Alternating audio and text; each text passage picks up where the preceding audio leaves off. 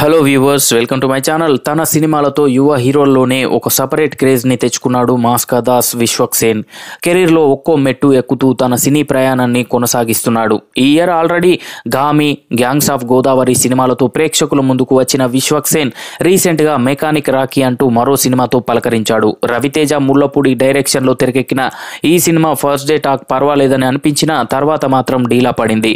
యువ హీరోల్లో తన mass స్టామినాతో on and of స్క్రీన్లో హడావిడి చేస్తున్న విశ్వక్ సేన్ అసలైతే గ్యాంగ్స్ ఆఫ్ గోదావరి సినిమాతోనే తన రేంజ్ను పెంచుకోవాల్సి ఉన్న సినిమా అనుకున్నంత సక్సెస్ ఇవ్వలేకపోయింది.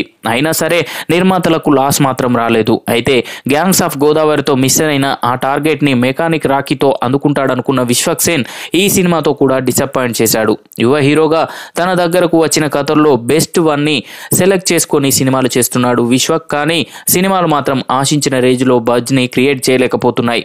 ఒకవేళ బజ్ వచ్చినా సరే సినిమాలు సక్సెస్ అవ్వట్లేదు. మరి మిస్టేక్ ఎక్కడ జరుగుతుంది అని గుర్తించి విశ్వక్ ఇక మీదటైనా జాగ్రత్త పడాల్సిన అవసరం ఉందని చెప్పొచ్చు.